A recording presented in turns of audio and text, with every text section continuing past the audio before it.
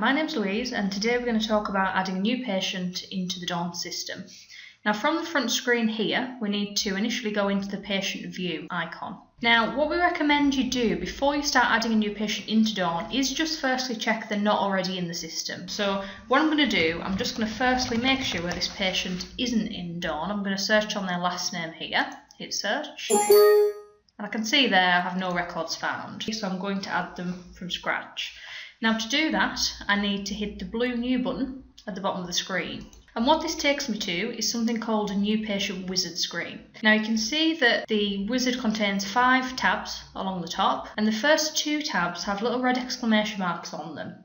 And that's just indicating that there are some mandatory fields that have to be filled in. So step 1 is patient details. So what I'm going to do, I'm going to work my way down and fill in the data that I can. Now the mandatory fields are highlighted in orange, and the mandatory fields are last name, first name and identifying number. So let's put in our first name. We then have an option of choosing patient sex, patient title, and we can pop in a date of birth in here. If we put in a date of birth, Dawn will calculate the age and it'll be displayed up at the top left of the patient screen.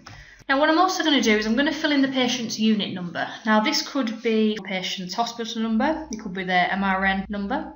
So I'm going to pop their number in here. This label that says unit number, this can be changed in terms of the name within the system settings. So you could have it saying hospital number. What we've also got here is a national number. Now that could be the NHS number or it could be a social security number. Also to bear in mind, within the Dawn system settings, you can specify whether the unit number or the national number is a mandatory field. So it can be one or the other. Moving on from there, we can enter in some address details. And what we've also got is a box just underneath the address information called the notes box. Now this is the permanent patient notes for this patient. These are notes that you want displayed on the patient screen regardless of when the patient comes in. So for example, if I find out the patient might be a little deaf, I might want to just make a note of that so I know it for future. And if I've got a lot of notes to write in here, I can click on this little black cross icon and it will actually expand that notes field. So I can write in as much detail as I want to in there. Now moving on, just to the right of the name and address information, we have this box here with the paperclip icon. And this is for if we want to add in a patient photograph. If we do enter in a patient photograph, it'll be displayed up at the top left of the patient screen. So I am going to add in a photograph. I'm going to click on this paperclip icon here and I'm going to browse for Peter's picture. And if I OK that, I can see his photographs now attached to his patient record. Moving over to the right hand side now, I have some more optional fields such as ethnic origin, primary language. I can pop in phone numbers, fax numbers and also email addresses as well. What I can also do at this stage is choose the patient's preferred messaging method. So do they prefer things mailed out to them? Do they prefer to be called? Now once I've filled in all of the demographic information, what I want to do is move on to step 2, which is my treatment plan information. And to do that, I'm going to click on this next step option down here.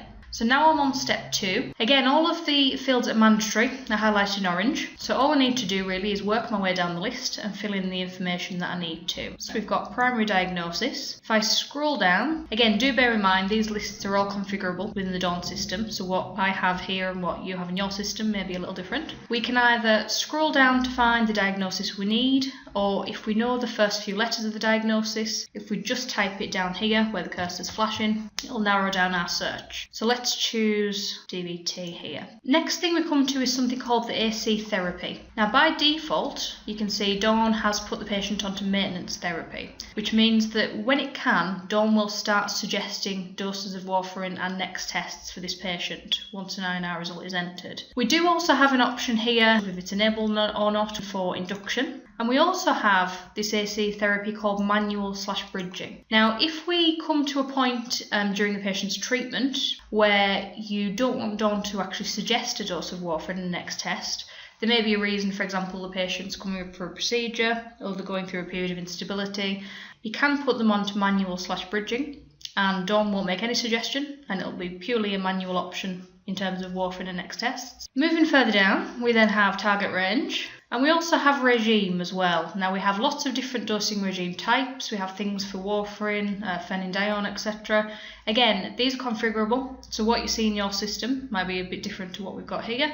But we simply choose a dosing regime suitable for the patient. Had we put the patient on an induction therapy, we could choose an algorithm. that isn't appropriate for this one because we're on maintenance. I then have the treatment plan start date. Now, this always defaults to today's date, but you can change this. You can either free type over it or you can use a calendar icon to choose the date. Now, do bear in mind that if you have any historical INRs and doses to add for the patient, this start date has to be the earliest date on the patient's record. Then we have duration type.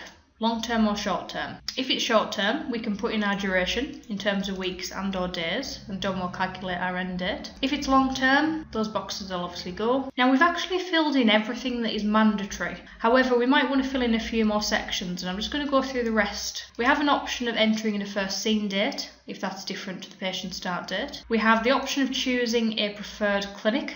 And we also have a preferred time for them. So if you run timed appointment clinics and the patient can only come in between 8 and 9, then you might want to put in a time frame and Dawn will try and book the patient into that time slot for you. What we've also got is our next test date. So when is the patient coming into clinic next? That's simply a case of choosing a date. We've then got laboratory, if you want to log that. And moving over to the top right, we then come to referral details. So as well as date of referral, we've got the referring physician and we have consultant. We also have a free text field for referral note. Moving down just slightly, we then have the transport option. So if you do log the patient requires transport or they need a home visit, for example, you can choose a category here and you can pop in some specific notes against this patient. Again, this particular list is configurable, so you might have more than 2 options in there. And then we move finally on to this option for dosing limits. Now, these are patient-specific dose settings. First one is the maximum % dose change allowed for this particular patient. Now, by default, this is set at 20, and Dawn will never suggest a dose of bigger than 20. However, if you wanted to lower this number just for this particular patient, you could drop it down to say 10%, for example. And it's exactly the same for max interval. That's maximum interval in days between tests. So again, the default I have set up is 56. Just to bear in mind, this is a system setting,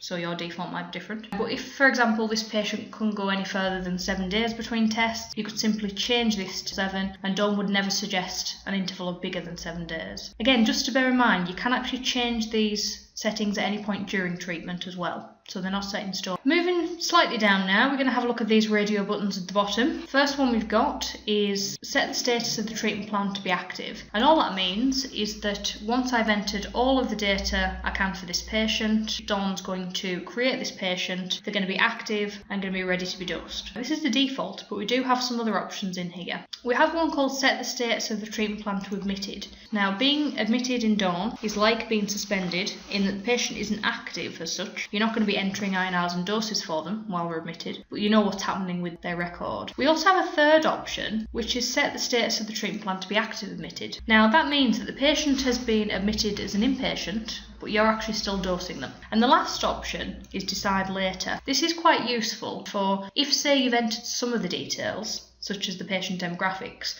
but you don't actually know all of the treatment plan information yet, then what you can do is choose decide later, and what you've entered so far will be saved into the Dawn database, but the patient will be in what's called a new status. So you can go back to that patient at a later point and enter in the rest of the detail before activating them. We've filled in all of the mandatory fields, so you can see the 2 red exclamation marks have now actually disappeared from step 1 and step 2. So I could potentially just hit finish and that will be me done. But I am going to go through the next 3 steps just to give you a brief overview of what they contain. Next step we've got is step 3, next of kin details. We then have step 4. This is additional clinical information. So you can see we've got additional diagnoses. We've already entered a primary one in the treatment plan details, but we might have some extra ones to add. And if I wanted to, I can add them just by clicking this little blue form icon here.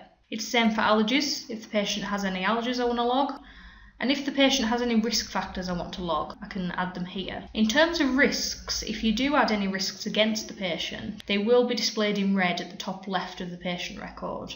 We then also have the option down here of entering things such as blood group and also weight and height. The last step is our contact details tab. Back in step 2, we had an option of entering a referring GP or referring physician and a consultant. What we've also got is something called the team members, and we can use this to log additional healthcare professionals. So for example, you might have somebody like a district nurse that you can add under here. So anyone else, as a healthcare professional, who is attached to this patient in some way, we can add additional people just using this blue form icon here. Now, once we've filled everything in, we can go to previous steps and check it. But once we've finished, the last thing we need to do is click on the finish option. And that's going to go away and create my patient record. So now we can see all of the details have been filled in. I can see up at the top left, I've got my patient, I've got my treatment plan details, I've got that permanent patient note there, and I've got my next INR date just underneath here. What you might want to do at this point, now you've entered the patient, they are ready to have an INR entered and ready to be dosed. What you might want to do at this point is add historical INR and dose information. So if you do want to add any historical INR and dose information, then please take a look at our video on adding treatment history.